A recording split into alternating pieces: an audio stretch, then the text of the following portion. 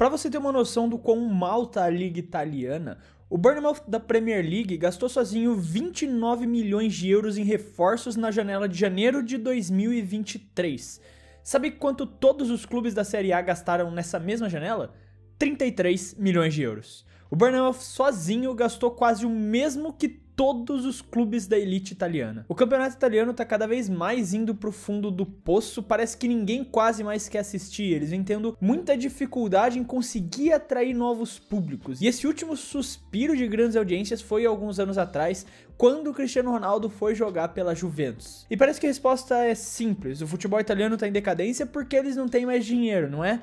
Na verdade, o problema é muito mais complexo e o buraco é muito mais embaixo pra gente entender por que a liga italiana decaiu tanto nos últimos anos. Nos anos 90 e começo dos anos 2000, a Serie A era o centro do mundo do futebol. Milan, Inter e Juventus estavam entre os principais times do mundo e tinham boas campanhas nas competições europeias, chegavam em finais de Champions League, contratavam os maiores craques do mundo. O campeonato italiano era aquele com a vibe de mais charmoso do planeta, tinha sempre os estádios lotados e um marketing natural gerado pelas estrelas que estavam sempre presentes nos principais clubes. Hoje a realidade é outra, a gente tá falando de dívidas gigantes, estádios vazios e clubes quebrados, além de uma perda gigante de relevância global. O Milan do Berlusconi era uma máquina, ele dominava a Champions, colecionava lendas como Van Basten, Gullit, Ricardo, depois Kaká, Shevchenko. A Inter crescia com craques como Ronaldo Fenômeno e mais tarde o trio mágico da Champions de 2010 com Mourinho, liderados pelo Eto'o no ataque. A Juventus era uma presença garantida em finais europeias, sempre brigando no topo da Itália também. Zidane, Del Piero, Trezeguet, tinha uma seleção em preto e branco. E fora isso, a liga italiana atraía nomes gigantes. O Maradona fez do Napoli uma religião, Batistuta virou rei em Florença. Até times médios conseguiam contratar estrelas. E as televisões, os patrocinadores pagavam fortunas para estar linkados ao nome do Calcio, que era um produto global. A Serie A não era só a melhor liga, era a referência mundial em glamour, tática, paixão e principalmente dinheiro. E aí que tá o ponto, como essa liga que teve jogadores como Kaká, Zidane, Ronaldo Fenômeno, hoje não consegue nem mais competir financeiramente com os clubes médios da Premier League. E essa bolha começou a estourar lá no início do século atual, quando os clubes italianos ainda eram alguns dos principais do mundo. Porque por trás dessas super contratações, os clubes italianos estavam operando muito acima do que as receitas deles realmente permitiam. O modelo que eles trabalhavam era totalmente insustentável, contratar elencos milionários e depois tentar gerar de volta essa receita com boas campanhas na Champions League ou tentando revender esses jogadores por preços super valorizados. E quando os resultados não vinham, a conta explodia. Para você ter noção, em 2021, também por conta do impacto da pandemia no futebol mundial,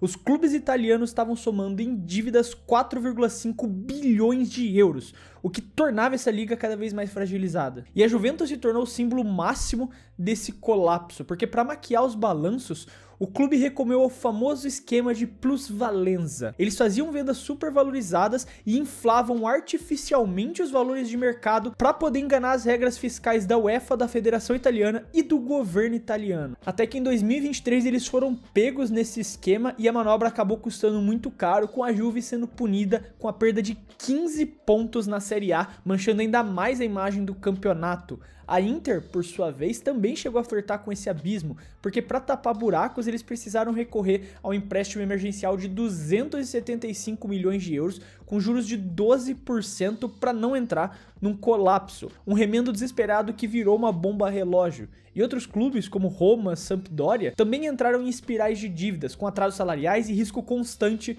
de falência, o que criou essa dependência extrema da venda de jogadores, transformou praticamente numa política oficial da liga italiana, que fez os clubes se transformarem basicamente em fazendas para outros clubes da Europa. Então, com os cofres vazios, os clubes da Serie A perderam força no mercado internacional, porque enquanto os principais clubes da Europa estavam disputando por Haaland, por Bellingham e até pelos principais jogadores italianos, como Tonali e o Donnarumma, os próprios clubes italianos tinham que se contentar em jogadores livres no mercado ou apostas baratas para que eles pudessem revender mais caro no futuro. A capacidade de competir foi engolida pela própria imprudência deles. Agora, um dos outros principais erros da Série A foi não entender como modernizar sua liga, assim como a Premier League fez. Porque enquanto o campeonato inglês começou a se transformar nesse parque de diversões global, vendendo esse espetáculo pro mundo, a Série A ficou presa no passado. Na Itália, a maioria dos estádios pertence ao governo ou ao município. Isso trava as reformas, gera burocracia, impede novas receitas. Desde 2007, só 6 estádios italianos foram reformados ou reconstruídos. Enquanto isso, no mesmo período, a Inglaterra modernizou ou construiu 13 novas arenas dos principais clubes, criando então essas experiências de futebol do primeiro mundo. E como resultado, a renda de match day, de dia de jogo, que inclui bilheteria, bares, lojas e até experiências VIP, na Série A foi de apenas 440 milhões de euros na temporada 23-24, enquanto na Premier League esse valor passou do 1 bilhão de euros. E isso também não foi por falta de oportunidade, porque em 2021 a Série A recebeu uma proposta do fundo de investimentos CVC de 1,6 bilhão de dólares, prevendo uma modernização da liga e um contrato de marketing global. Mas exatamente esse medo de ceder poder demais e essa mentalidade perfeccionista travaram e finalizaram o acordo, que foi mais uma chance desperdiçada de tentar modernizar a marca globalmente, enquanto outras ligas, como a Premier League, dispara cada vez mais em relação à Série A. A liga italiana basicamente ficou parada no tempo, e no futebol moderno quem fica parado é atropelado. Agora, além dos problemas de gestão e infraestrutura, os clubes italianos também enfrentam um ambiente fiscal extremamente sufocante quando a gente compara com o resto da Europa. Isso porque as regras fiscais na Itália são muito mais rígidas do que em outras ligas. Qualquer transação, seja ela de compra, de venda ou de empréstimo, é um alvo de escrutínio pesado. Isso ficou bem claro no escândalo da plusvalência da Juventus, porque a punição da Juve serviu como um alerta vermelho. Se até o maior clube do país foi penalizado, qualquer um poderia ser o próximo. O medo das sanções então paralisou ali o mercado. Essas trocas criativas que os clubes italianos costumavam fazer, esses negócios inflados, as manobras contábeis, políticas que eram comuns no passado, viraram esse tabu. E para complicar ainda mais, o fair play financeiro da UEFA pegou ainda mais pesado com os italianos. Inter, Roma e vários outros clubes já tiveram que agir sobre acordos restritivos, sendo obrigados então a equilibrar gastos e as receitas de forma imediata, sob o risco de exclusão das competições europeias. Então, com esse medo de errar de novo ou ficar sem caixa, o mercado italiano virou basicamente um celeiro de exportação. E os poucos talentos que vão surgindo na liga italiana, seja pela base dos clubes ou trazendo jogadores baratos de ligas secundárias, são vendidos rapidamente para outros grandes clubes, ou até mesmo times medianos de Premier League que conseguem pagar o valor pedido. E esse ciclo vicioso vai se intensificando, porque quanto menos investimento, menos arrecadação ao longo prazo vão tendo os clubes italianos. E a liga vai ficando cada vez mais frágil. Enquanto a Série A afunda em crise, a Premier League dá esse masterclass de modernização e branding. A liga inglesa entendeu cedo que eles não vendiam só o futebol, mas esse espetáculo global. Os clubes da Premier League reformaram e construíram seus estádios, criaram experiências de match day dignas de um parque temático e transformaram cada jogo em um evento cultural. O torcedor paga caro, mas recebe um conforto, um entretenimento e um produto premium. E em direitos de TV a diferença é ainda mais brutal, porque enquanto a Série A tem dificuldades para fechar contratos no exterior,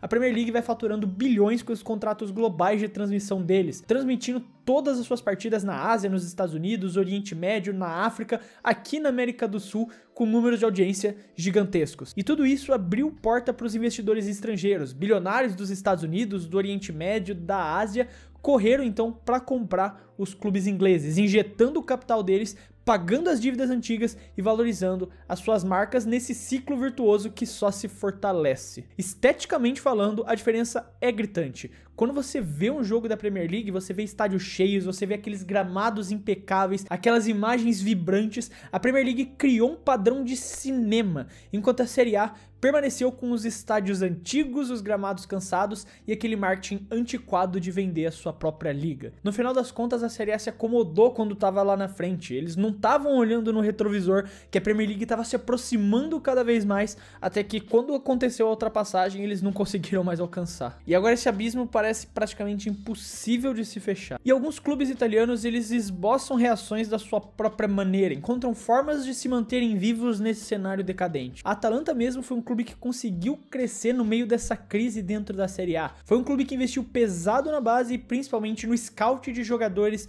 desperdiçados em outras ligas, conseguindo montar times competitivos que frequentemente se classifica para a Liga dos Campeões, que aumenta de forma considerável a receita de um clube que até alguns anos atrás era um golfinho que não conseguia parar na Série A. O Napoli também, mesmo com menos glamour do que os principais times italianos, vem mostrando uma gestão financeira equilibrada e a capacidade de montar times competitivos, pelo menos dentro da Itália. E há algumas iniciativas começando hoje também, com um empréstimo tomado da JP Morgan, um dos maiores bancos do mundo, para tentar modernizar a infraestrutura e impulsionar os direitos de mídia da competição. Mas tudo sempre vai esbarrar na burocracia, nas leis rígidas e nessa resistência cultural que se tem dentro da Itália. Porque para voltar para o topo, a Série A vai precisar fazer o que evitou por décadas: abrir as portas para os investidores globais, modernizar os seus estádios, profissionalizar o marketing e parar de ser uma liga que apenas exporta os seus jogadores. Porque hoje quem torce para um clube italiano vive nessa saudade do passado glorioso e nessa frustração